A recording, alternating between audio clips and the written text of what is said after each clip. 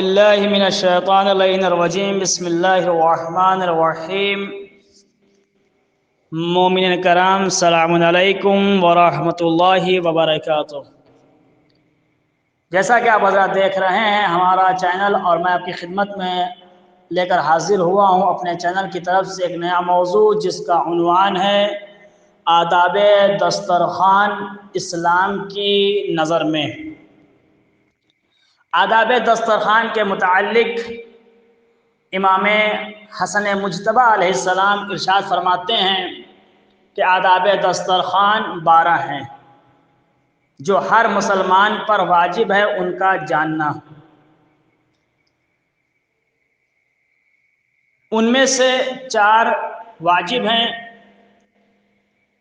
4 سنت ہیں اور 4 آداب کی رعایت کرنا ہے۔ جو 4 واجب ہیں وہ یہ ہیں کہ 1 معرفت ہے، 2 خوشنودی و رضائے خدا ہے، 3 بسم اللہ کہنا، 4 شکر بجا لانا۔ اور جو 4 سنت ہیں وہ یوں بیان کیا گیا ہے: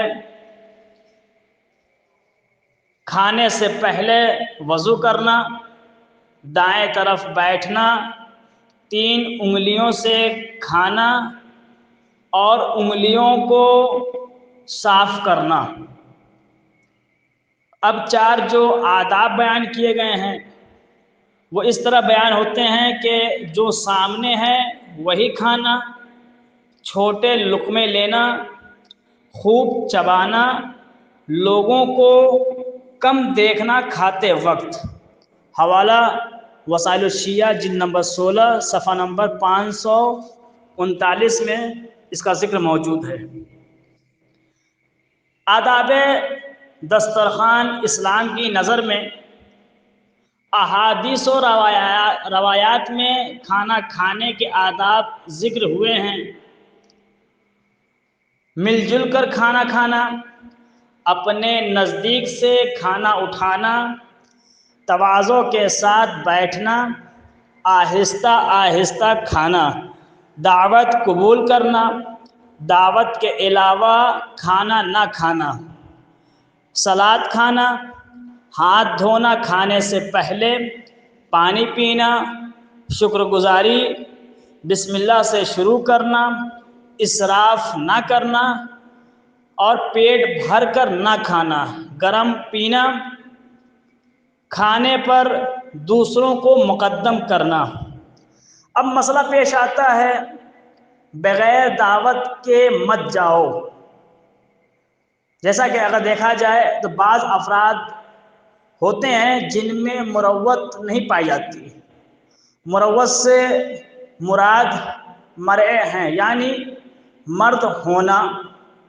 یہ چیز مردانگی کے خلاف ہے کہ کسی ایسی جگہ پر پہنچ جائیں جہاں پر آپ کو مدعو ہی نہیں کیا گیا، اور خاص کر ایسے مواقع کہ جہاں میزبان کی جانب سے مقررہ افراد کے لیے ہی اہتمام کیا گیا ہے۔ رسول خدا نے فرمایا: اے علی، 8 افراد ایسے ہیں جن کو اگر ذلیل و خوار کیا جاتا ہے تو انہیں چاہیے کہ کسی اور کو سرزنش کرنے کی بجائے خود کو سرزنش کریں۔ ان میں سے ایک وہ ہے جو کسی ایسی دعوت پر مہمان بن کر پہنچ جائے جہاں پر اسے مدعو نہیں کیا گیا تھا۔ البتہ اگر کسی میزبان کے یہاں کوئی ایسا بن بلائے مہمان پہنچ بھی جائے تو اسے دھتکارنا نہیں چاہیے۔ یہ اس مہمان کو خود کو سوچنا چاہیے تھا کہ بغیر دعوت کے مجھے نہیں جانا چاہیے تھا۔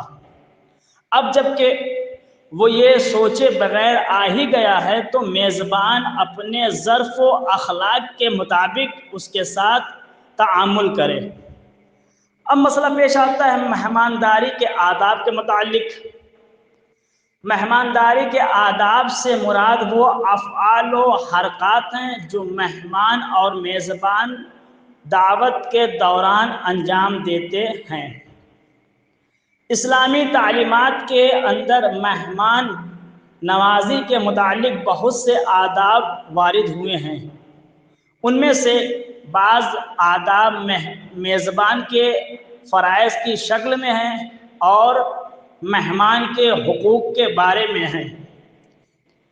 اسی کے بالمقابل بعض امور مہمان کے فرائض کی صورت میں ہیں اور میزبان کے حقوق کے بارے میں ہیں۔ میزبان کے حقوق سے مراد یہ ہے کہ مثلاً بحیثیت مہمان میزبان کی دعوت قبول کرنا، اس کی جانب سے جو طعام کا اہتمام کیا گیا ہے اس کو کھانا، اور مہمان کے فرائض سے مراد وہ امور ہیں کہ جیسے میزبان سے زیادہ تکلفات میں نہ پڑنے کا تقاضا کرنا یا میزبان کے لیے دعا کرنا وغیرہ۔ اب مسئلہ پیش آتا ہے مہمان نوازی سے مراد کیا ہے؟ مہمان نواز ہونا ایسے امور میں سے ہے کہ جیسے شرع اور عقل دونوں نے بہترین اور مستحسن امر قرار دیا ہے۔ روایات اسلامی میں مہمان نوازی کے متعلق اس قدر شدید تاکید وارد ہوئی ہے کہ اگر مومن کی جانب سے آپ کو طعام کی دعوت دی گئی ہے اور آپ حالت روزہ میں ہیں تو اپنے مومن بھائی کا دل رکھنے کے لیے اپنا مستحبی روزہ توڑ سکتے ہیں۔ رسول خدا نے فرمایا اگر مسلمان بھائی زحمت کے ساتھ کھانا آمادہ کرتا ہے اور ایک روزہ دار انسان کو طعام کی دعوت دیتا ہے تو کیا حرج ہے اگر وہ بھی اس دعوت کو قبول کر لے اور افطار کر لے۔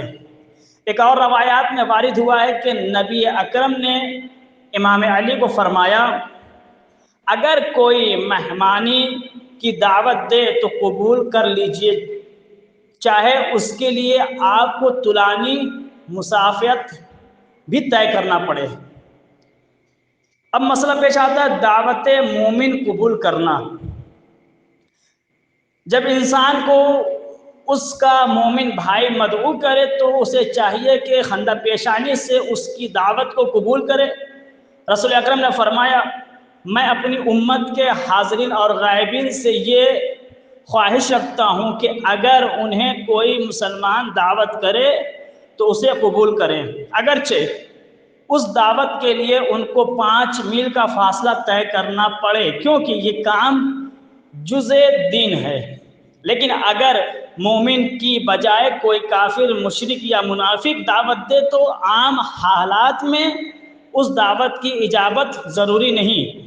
رسول خدا نے فرمایا کہ اگر مشرک یا منافق مجھے اونٹ کھانے کی بھی دعوت دے تو اس کی دعوت کو قبول نہیں کروں گا، اور یہ دعوت قبول نہ کرنا دین میں سے ہے۔ اللہ تعالیٰ میرے اس کام سے راضی نہیں ہوگا کہ مشرکوں اور منافقین کی عطا کی ہوئی غذا سے کھاؤں۔ لیکن اگر کسی مشرک یا منافق کی دعوت پر جا کر امر بالمعروف کرنا چاہتے ہیں یا مسلمانوں کا بہترین اخلاق اور واقعی صورت دیکھنا مقصود ہے تو قبول کرنے میں کوئی حرج نہیں ہے۔ تو یہ تھا آداب دسترخوان کے متعلق۔ آئیے اسی ساتھ بارگاہ خداوند میں دعا گو خدا تبارک عزت و جلالت کا ہمیں بھی توفیق عطا فرماتا کہ ہم بھی سیرت معصوم علیہ السلام پر عمل پیرا ہو سکے۔ ہم تمام شہداء کرار کی جان مال عزت کی حفاظت فرما، ہمارے گناہ کبیرہ و صغیرہ کی مغفرت فرما، اور ہم تمام شہداء کرار کو زمین و آسمان ہر طرح کی آفت و بلا سے محفوظ فرما، علماء کرام اور اعظم صاحب ہمارے سر پر قائم دائم فرما، اور ہمارے وقت کے امام کے ظہور میں تعجیل عنایت فرما، ان کے اصحاب و انصار ہم شمار عنایت فرما۔